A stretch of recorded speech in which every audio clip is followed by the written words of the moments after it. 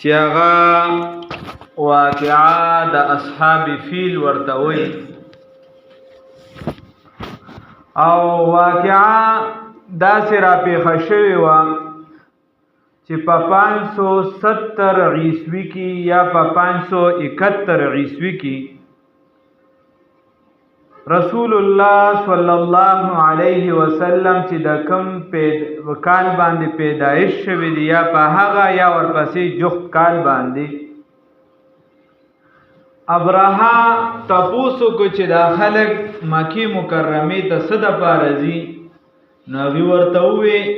چې دا خو هلته کې یو داسې کمره ده او د هغې نه طواف کوي بیت الله دی کور د الله تعالی دی دا ښه نو د خپله یو مضبوطه ځای جوړ او ښه مزیداره کمره او بلډینګ دا یې جوړ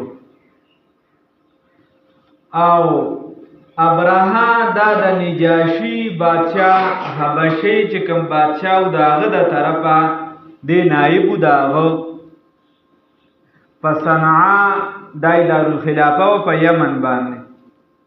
او حبشه دا اوس چې کم یادېږي دا نه و هغه د ډېرو حکومتونو یعنی یو غټ حکومت و بس ده دغه کمره جوړه کړه مزیداره بیا عربیان چونکې هغې کې قومیت هم لږ زیات دی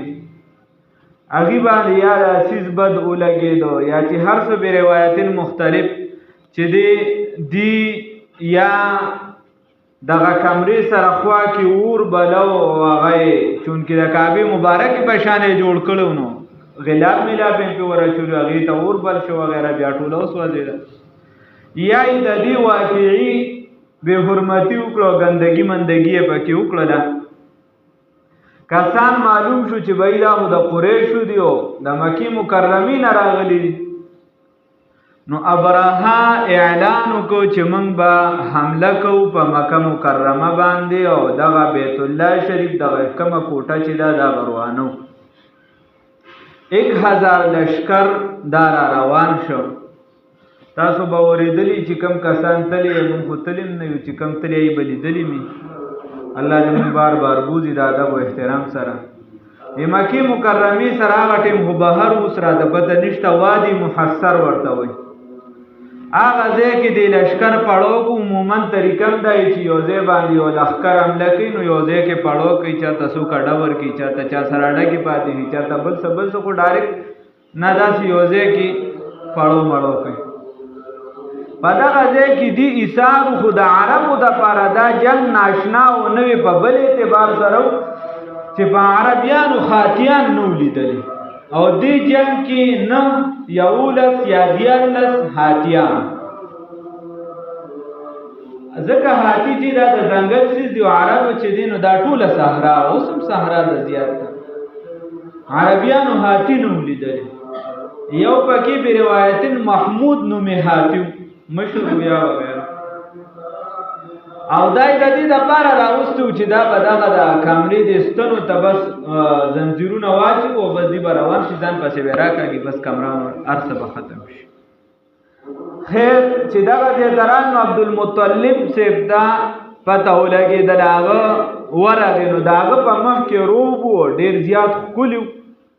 رسول الله صلی الله علیه وسلم نیکه مبارک نو هغه ورپسې ورغی د هغه 200 اوښان یې نیسلي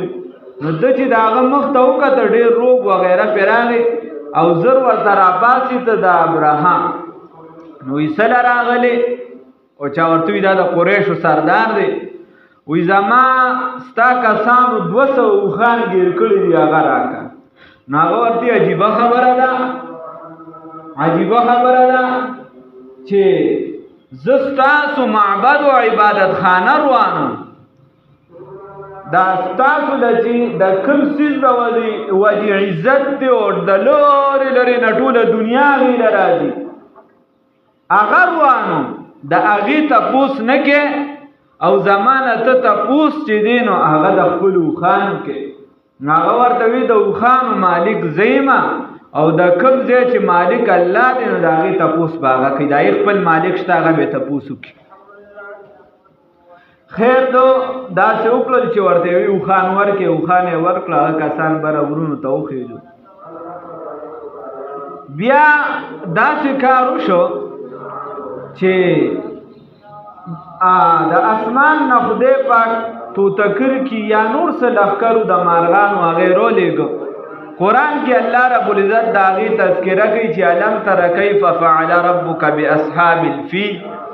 آیا تا ونه لیده چې الله څه کارنامه وکړه څه ورسره وکړه صاحبانو د فیل سره هغه هاتیانو والا سره الم یجعل کیدهم فی تضلیل الله ونه ګرځو د دې دا تدبیر تباہ او برباد خراب ونه ګرځو داسې تدبیر ولا وګرځو لکه ډونه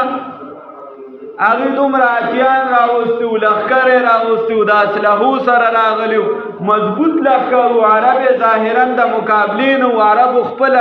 کورونه پرېښودو ځای خالی پرېښودو هغه عرب چې په جنګ کې مشهور ای خپل کورونه پرېښودو غرونو ته وتښتېد یو ګزار پې چا نه دی کړی یو چې کم تاریخ راغلی کم تفسیر راغلی څه ورپسې ګوري یو ګزار پې چا نه دی کړی هغه عرب چې په جنګ کې مشهور معلم یجعل کیدهم فی تضلیل الله وی وارسل علیهم طیرا ابابیل الله رب العزت په دیو باندې لښکرې راولېږلې د مارغانو نو هغې به کاڼې راغشتي وه چې کاڼې به یې پرې ورګزار کو د سړي نه به لاندې وتو او ټول لښکر یې ختم کو او دا هغې د دې مارغانو لښکرې پرې راولېږلې وارسل علیهم طیرا ابابیل الله وی ترمیهم بحجارة من سجیل چې ویشتل به دولره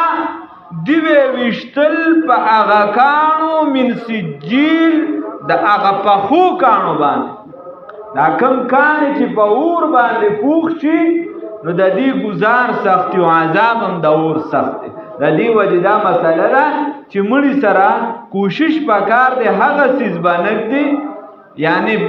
د بلاک په ځای به خښت هم نه استعمالی چې کوم په اور باندې کار وشي وارسل علیهم طیرا ابابیل ترمیهم بحجارة من سجیل بیا الله فرمای فجعلهم كعصف مأکول الله رب العزت چې دی وښتو یو گزارو نن سبا یو بم خلاص شي خلکو ایره شي ختم شي تباہ او برباد شي بیا یې چرته پرزه را پیدا شي چرته بل څه الله وی فجعلهم وی ګرځول دغه الله تعالی دیو لره داسې وګرځول كعصف مأکول پشان د غیا خوړلې شوی پشان د غیا خوړلې شوی اوس غیا خوړلې شوی غیا چې ازمش یو سیس ته خوري ادم شنو هغه ته سوی مونږ ورته په دغه کې غول وایو او د اسمات وایو بل سوال قرآن داسې کلام دی چې هغه انتخاب د کلام داسې کوي داسې فصاحت والا کلام ذکر کوي چې مطلب هم حاصل شو او الفاظ هم درانه راځي د دې وجه استاد محترم قاضی فضل الله سے وی الله دې عمر کې برکت واچي هغه وی ګوره الله لفظ داسې استعمال کا عصف مأکول گویا داسې وګرځي لکه غیا خوړلې شوی نو چې غیا خوړلې شوی سړی په ژوندوي ختم شي ځناور هغې نه څه جوړ دکه شان الله وګرځي ګوره اوس دې واقع ته خیال وکړې قرآن کې واقعه به حیث واقعه صرف نه وي د هغې کې بلا خبرې لښکر مضبوط دی هر قسم اسلحه چې ظاهري اسلحه ده داسې اسلحه نه ده چې یعنې د نن سبا یې ټمبم دی یا یو څه بل څه چې په عربو سره د هغې توړ نشته توړ یې په مقابله کې شته خو کمزورې دی هغه توړ والا څیز دې سره کمزورې حکومت دی دې خوا خیال کوي دې خوا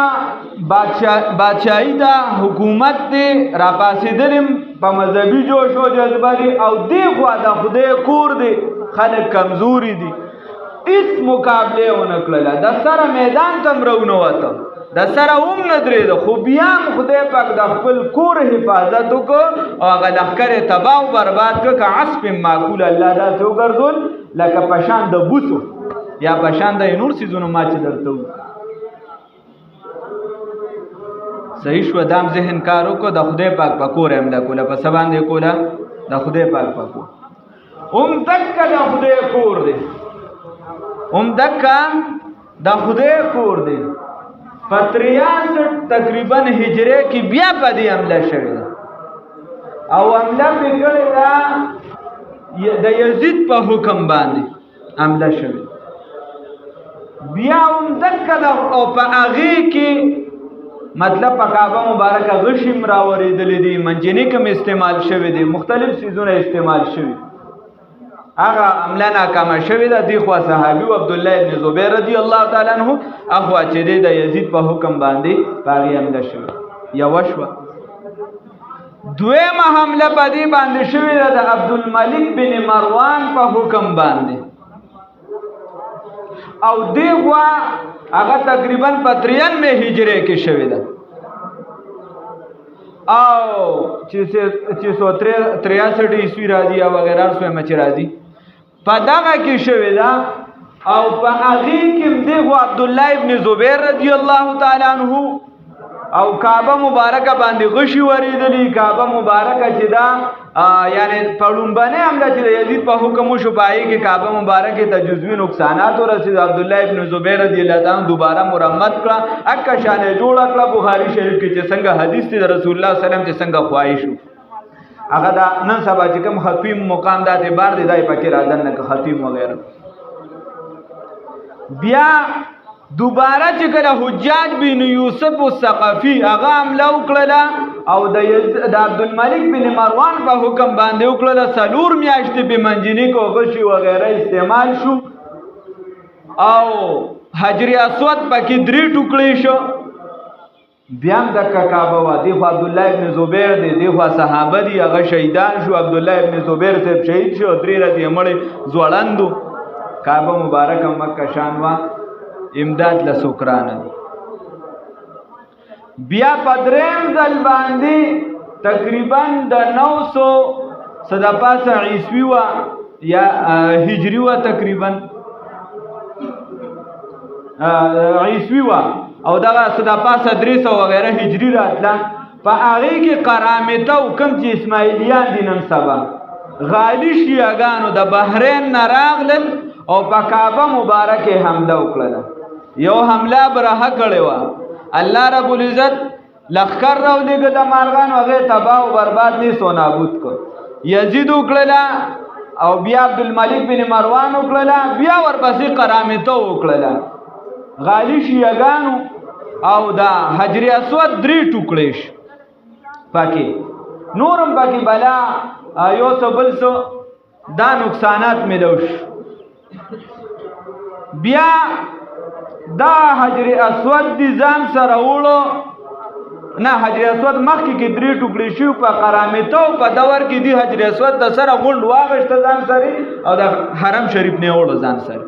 بیا 3 کاله پس یا 2 کاله پس دوباره دینه پیډیو پیسې ورکړې شوې نو حجر اسود ته واغشته شو دوباره دا اوس چې کوم حجر اسود نو دا ټوټې دي वो یا دیالس وغیرہ تاسو کوم ګورئ کې خیال وکړئ نو دې کې ټوکړي هغه داسې پکې اسو کې شانته راوتی لکه څوک خدای پاک ور رسول یا الله دې موږ له توفیق راکړي څوک نه رسیدلی الله دې بار بوزي او الله دې توفیق راکړي چې حجر اسود کول کې نور چې الله دې نه کله خلکو ته تکلیف بیا زور نه کوي چې نږدې و بل بیا اشاره کوي استلام هم پشانده خولولو خو خیر کو څوک واله وراله یا دې تصویرانو ویډیوګانو کې د نږدې نه چا راغشتي هم کته نو دا چې دا تو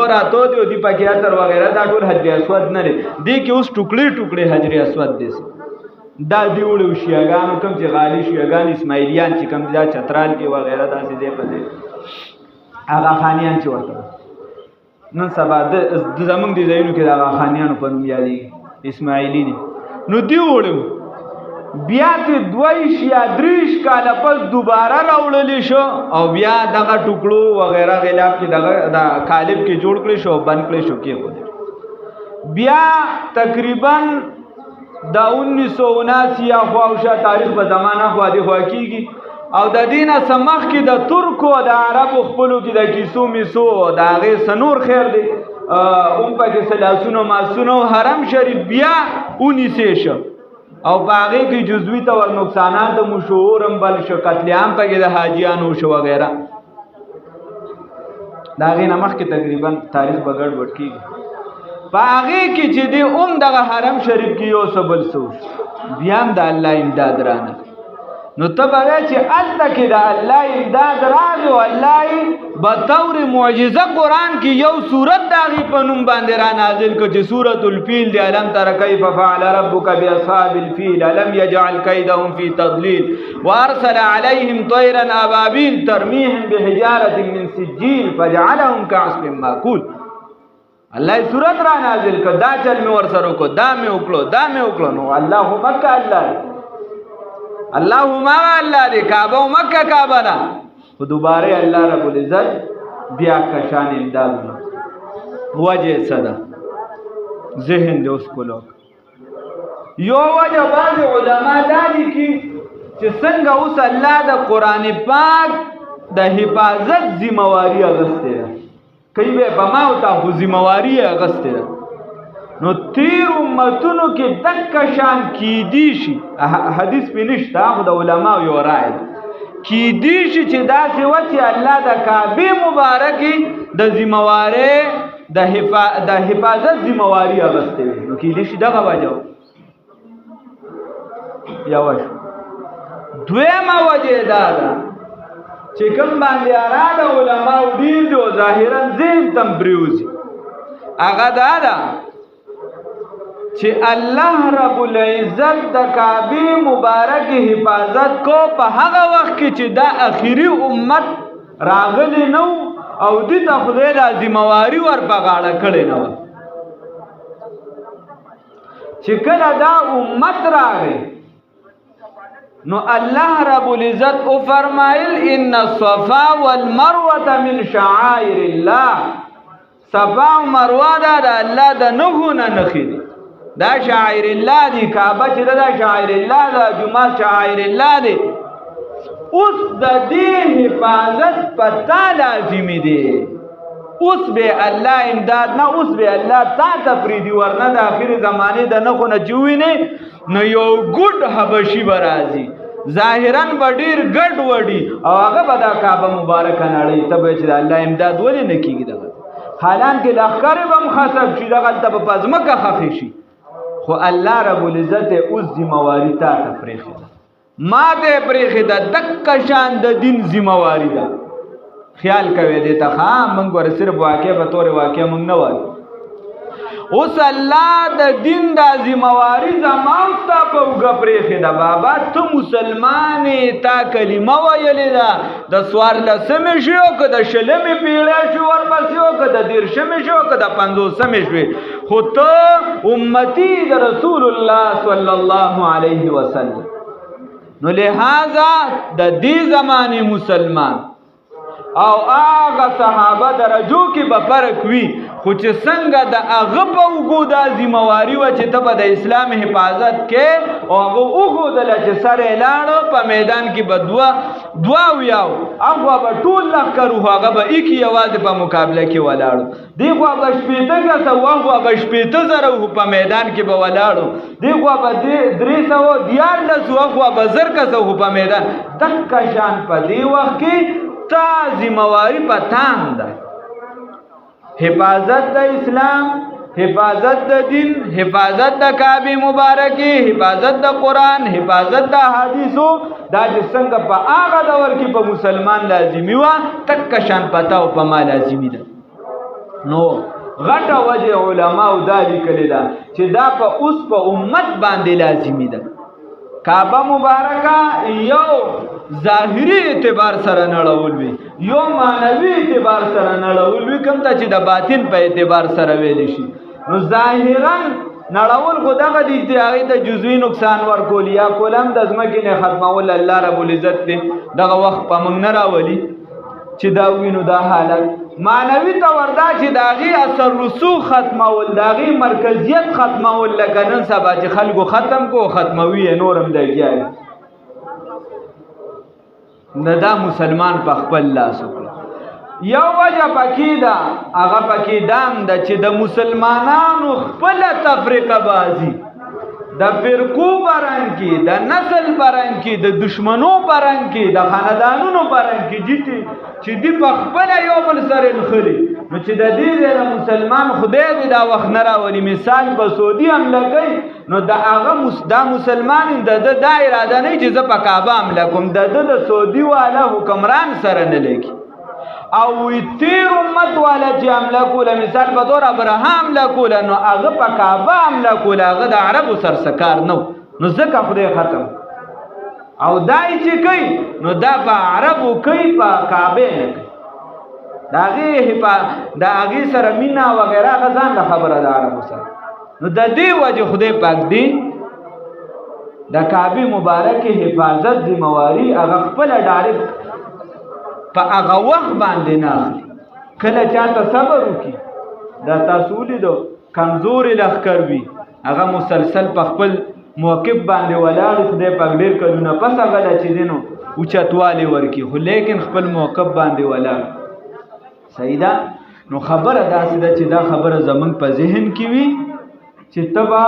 صرف دې ته نه پرېوځي چې په پلانکي وخت کې خو ګوره دونه مثال په طور فرشتې را کوزې شوې وي او څه وکړو هغې امداد وکړو، فضای بدر پیدا کر فرشتے تیری نصرت کو اتر سکتے ہیں اب بھی گردوں سے قطار اندر قطار. اوسم چې د مکه فرشتې راتلی شي خو فضای بدر پیدا کر. کوشش به ته کې ښه، الله رب العزت ته موږ له توفیق راکړي. ښه دا زمونږ د ټولو اسلام دی. هغه ټیم الله رب العزت خپله حفاظت وکړو. اوس یې ستا او زما اوږو ته در اچولې ده چې بابا ته که هر څومره کمزوري مسلمان هو کلمه دې ویلې ده حفاظت به یې کوې. ښه کښېنه بچه، کښېنه ښه په سرله کښېنه. نو څه به یې کوې؟ حفاظت به یې کوې. ښه دا یې ستا دغه ته در اچولې ده اوږو ته. نو اوس